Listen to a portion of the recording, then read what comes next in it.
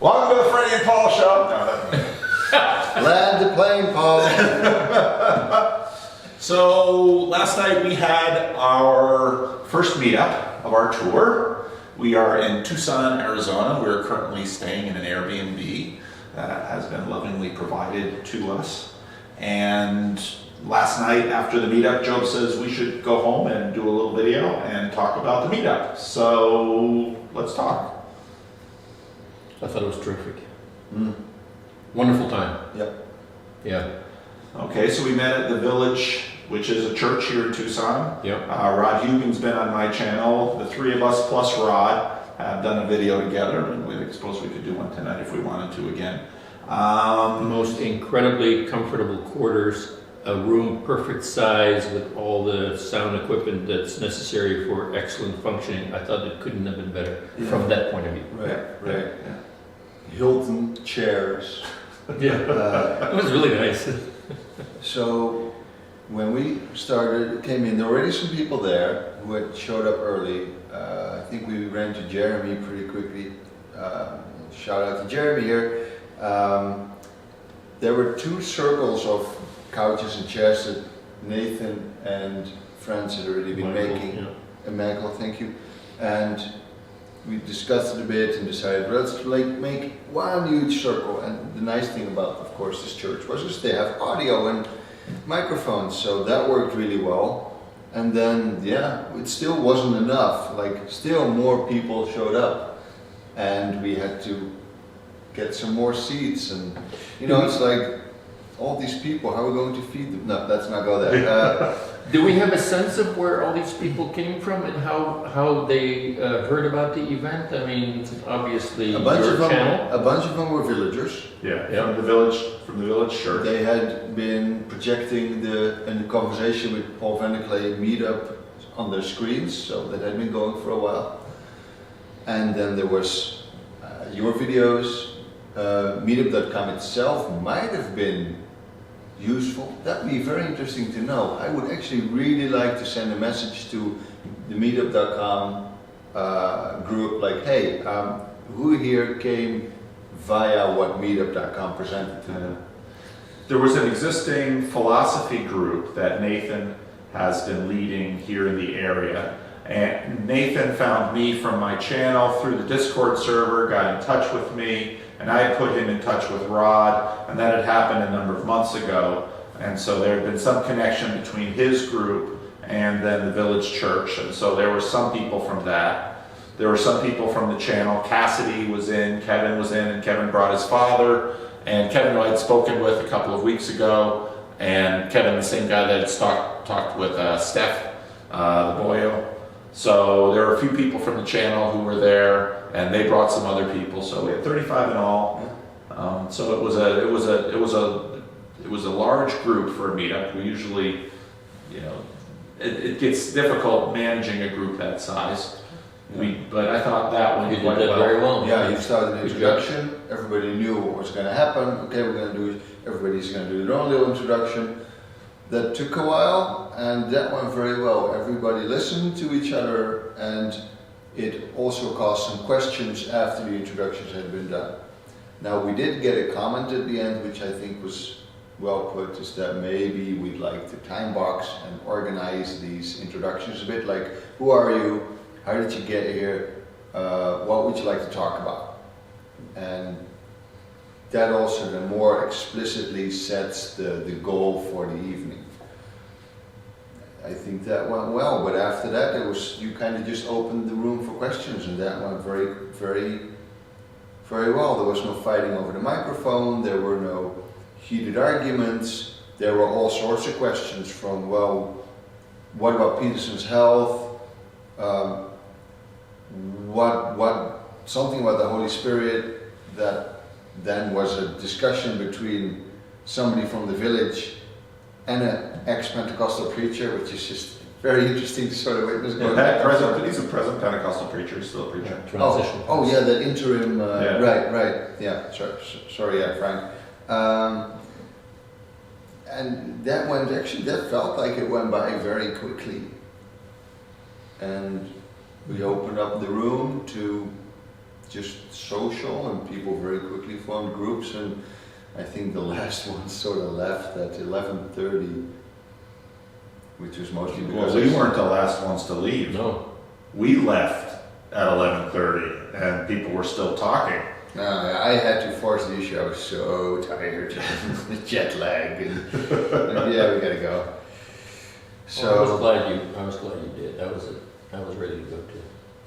So one thing you did, John, is you collected some Demographic data? Yeah, you wanna? Well, yeah, I did it in my own crude way. Okay, we're all going to sign this paper, name, email address, and the nearest cross streets of your favorite Starbucks. But in retrospect, it probably would have been better to have said, if you would like to be contacted for future events, then put your contact information on here. That would have probably been a little bit more hospitable and respectful of people. Yeah, we gotta. Your goal was to have information for future organizers to. Yeah, if other events were to happen, then at least you have a sense of who's out there that you can contact and have a way to do that. So it was actually more a shorthand for, make my life easier next time I want to do something. Yeah. But I think you're right, and we kind of talked about that this is really something that it would be better left to people's own preference and as an invitation rather than thou shalt. Yeah, because you get the clipboard in your hand, like, oh, I'm going to pass it on, I'm going to write something down, what's going to happen to this. So yeah, I do like the whole, hey, clipboard's over here. Afterwards, we're going to have like breakout groups, and if you want to leave your info, that would be a better way. That's a better way to do it. Yeah. So I will repent. I never did it again. No, it's. I thought it was an interesting. So I got nothing else. I did really like that, given the huge group we had, the microphone passing back and forth worked really well. It prevented chaotic yelling back and forth across the room or people kind of yelling through each other. And then afterwards you saw many small groups form to discuss certain things they were interested in. I think that's exactly what we would have wanted from a setup this size.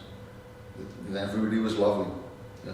So we're doing these meetups are in some ways different from the regular meetups that we hold in Sacramento. Some of the regular meetups, John, that you're holding in Chino Hills. What do you think is the reason for doing these meetings like we're doing it?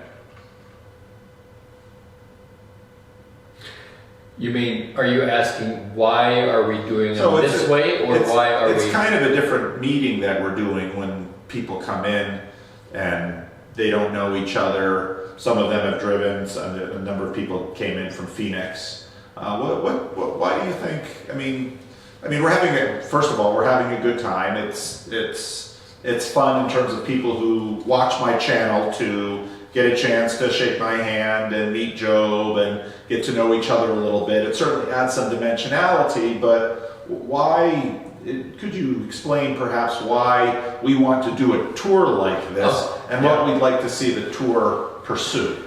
Well, the progression is, okay, so you meet online and you discuss abstract things. Perhaps you become part of the audience of Paul Van der Klee, or originally maybe even before that Jordan Peterson, and now you become part of perhaps some kind of online conversation and interaction. Maybe you started in the comment section of Paul's videos and you've began to recognize some people that regularly show up there, and a little community is being formed, and that's all good and well, but it's still an online, relatively impersonal kind of connection. And so,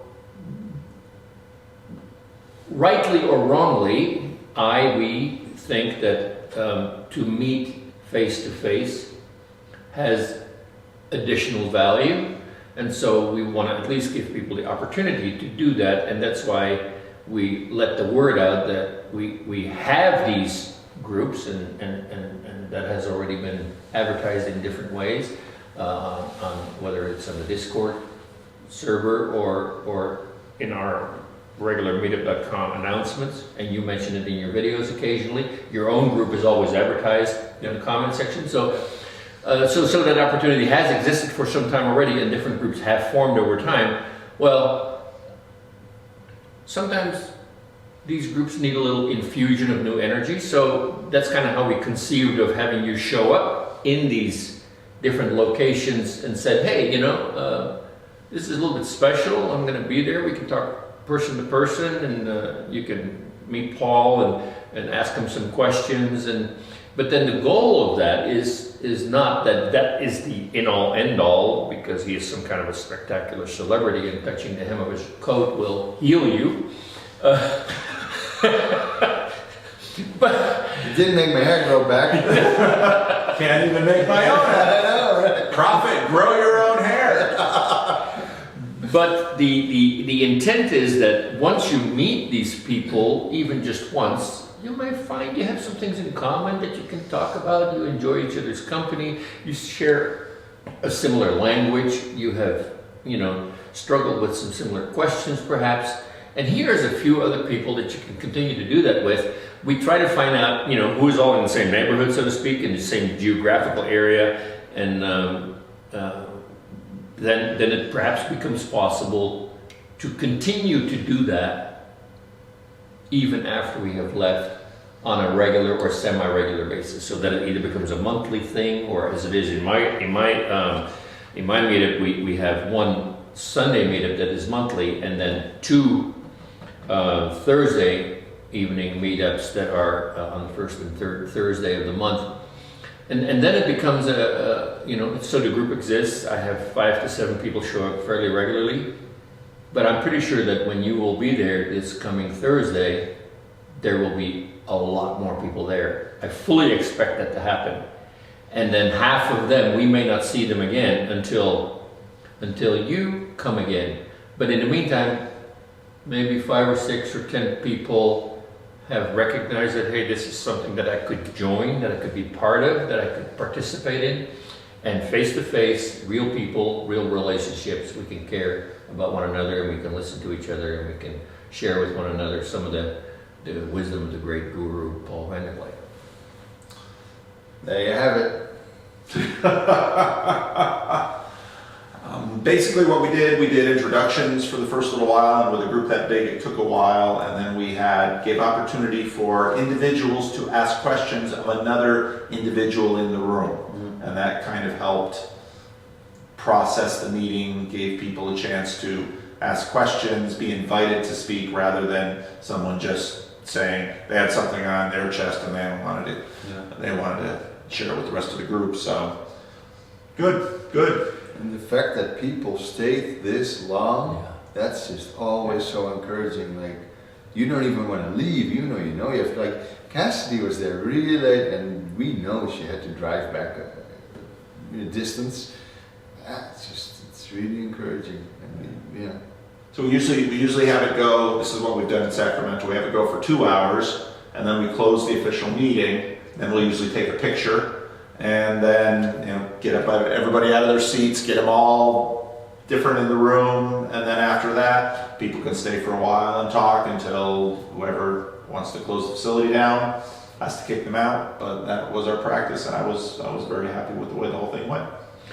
What I find intriguing, and have found intriguing for a long time, is that you can actually put some generic content on the table. And people can say, well, did you see this conversation between so-and-so and so-and-so, and did you, I'm a follower of so-and-so. There were some atheists that declared their loyalty to Sam Harris, and it was interesting, and they were respected, and their input was appreciated.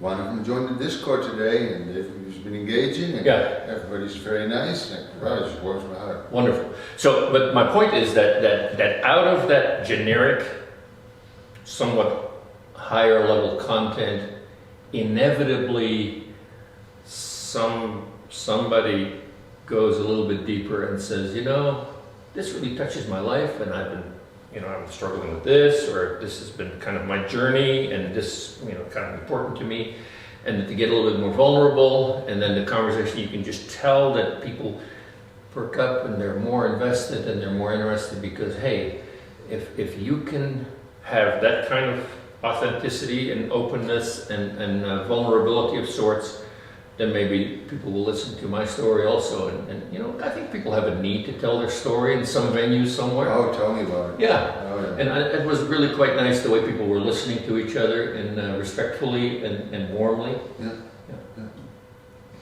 Okay, so anything else? More information, we'll put the schedule for the continued tour under this video. If this is a sign of things to come, I can't wait for the next one. It's just, I'm looking forward to it. Yeah, and if this is actually going to be online in time for you to see that before we get there, the schedule will be on there. It really was a fun time, and we think you will enjoy it also if you were to decide to join us for that. So what's coming up this week, lest I get the dates wrong again? Well,